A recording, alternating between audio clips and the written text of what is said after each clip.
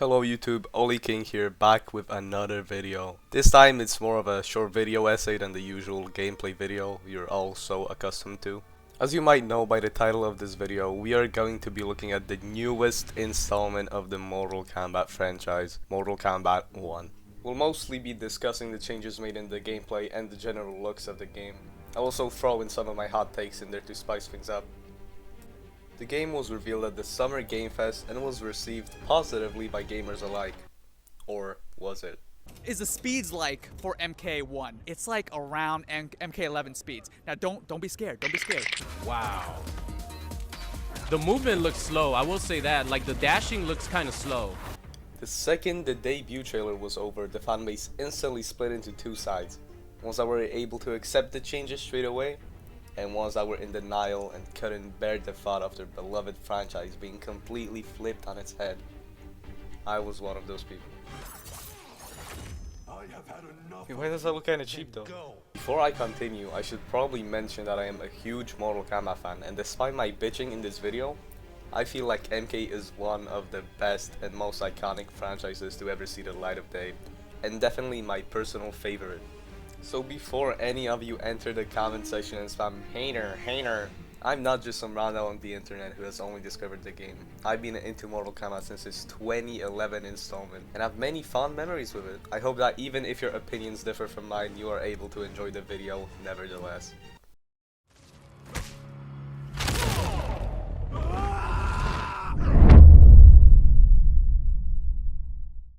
The most obvious flaws that are visible within the first seconds of the trailer are the graphics, lack of 1v1, and lack of the iconic gear system which has been featured in the last two NetherRealm games and has grown on many players, myself included.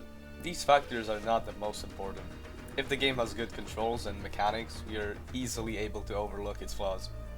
This game specifically has been in development for over 4 years.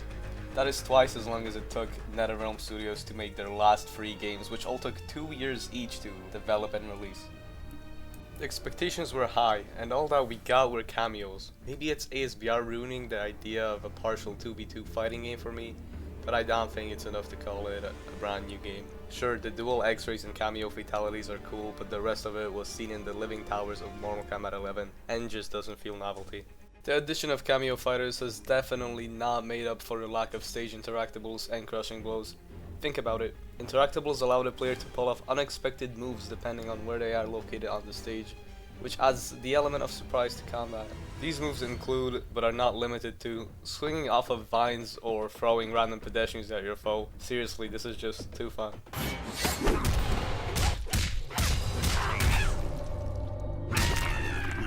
Not only that, but the cameos look very out of place with their more classic appearance. I understand that they look that way in order to be more easily differentiated from the main fighters, but surely this means that despite fighters from the playable roster also being cameos, characters who are exclusively cameos and are not playable can have more variety in their outfits.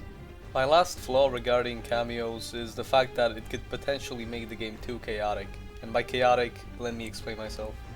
Let's say that we encounter a Kenshi mirror match. That alone means that we are already having a 2v2 without even counting the cameos, since Kenshi has his spirit out most of the time. Now, let's say that Amazon Italy is 100% a trusted source and the leak was legitimate, meaning we do get Ferritor as a cameo. This means that in a single match we could potentially see 8 characters on screen at once. Yep, this isn't a battle royale, but it sure looks like one. Now, expanding on the topic of gear, I'm a huge sucker for customization, and at one is always satisfied when I'm playing fighting games, as every one of them has its own unique customization system. I'm looking mostly at Tekken and Soul Calibur. And for this MK, the devs seem to be going all the way back to 2015 and pulling an MKX 2.0. Yep, all of that innovation seen within Injustice 2 and Mortal Kombat 11 is nowhere to be seen, and all we get are lousy skins and palette swaps. This is a huge step down and removes the replayability of the game for veteran fans. The most fun I had in Mortal Kombat 11 were the Towers of Time, since they were all challenging and always rewarded you with a piece of gear or skin. This might just be a me thing, but the other modes such as Classic Towers and especially the story mode just don't have that much replayability. In Mortal Kombat you only need to play Classic Towers with every character once, and you're done. There is no reason to touch them anymore. And the story mode can be played once or twice depending on the amount of endings. I don't know why anyone would play it again after that.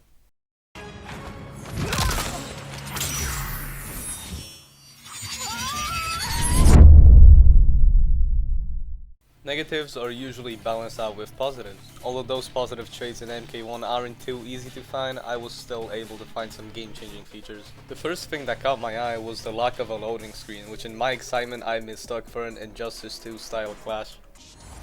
I only want what's Clashes? best for you. Clashes from Injustice still?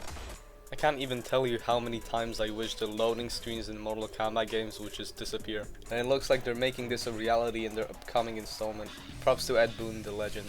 Mwah. I was skeptical on the stages at first as the bright colors really threw me off. If I just... Yep. Now this is a Mortal Kombat game. As we can see, the stages all look beautiful and I can appreciate every single one of them.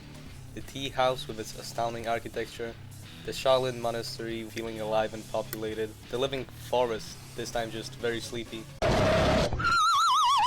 and the pier with fireworks constantly going off in the background. All of these traits almost make up for the lack of interactables. The only stage I dislike is Cage's mansion.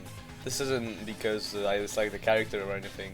No, this is plainly because it does not fit the game at all. Think about it. Have you ever seen a pool floaty in an MK game before? Me neither. I'm sorry, but someone's plain old boring house is no material for a stage. Enough about the miscellaneous features and onto the gameplay. I'm glad that Fatal Blows are back, as it allows you to be able to freely spend your meter on enhancing moves rather than saving 3 bars through the majority of the fight, only to pull off an X-ray and be left with a fully drained bar. I also really appreciate that the Fatal Blow in this game is more of an X-ray than anything, and also appears shorter than its MK11 counterpart, which I recall a lot of people had a problem with. 15-second unskippable cutscenes that play mid-fight just aren't it. Another feature I just couldn't ignore is the fact that a regular looking meter can be seen. Sure, the 2 defense and 2 offense bars were cool in MK11, but got old pretty quick, and also limited the combos you could perform in said game. And the defensive bar aspect made it so that you could barely start up a combo before someone does a breakaway.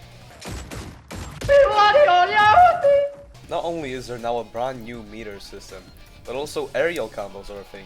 Apparently they originate from the 3D era Midway games, but I could be completely wrong since I have never played one. They look simple to pull off and also rewarding, as some aerial moves can bounce the opponent, giving you more juggle possibilities. I don't know about you guys, but my favorite aspect were always the finishers. Fatalities, friendships, babalities, and especially brutalities. But my second favorite feature are juggle combos, since they allow for endless creativity.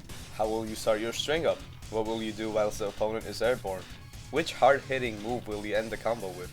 It's extremely fun to pull off advanced combos, and it really makes you feel like the next Sonic Fox. And it looks like this game is going back to MKX once more, and implementing a combo system that longtime fans are more accustomed to. The jumps are more floaty, the moves are faster, and hopefully, fingers crossed for this one, you are able to grab airborne opponents. If that makes it in, all of the negatives I previously mentioned can jump right out of the window. You have chosen to defy peace. Then you have chosen war with a god.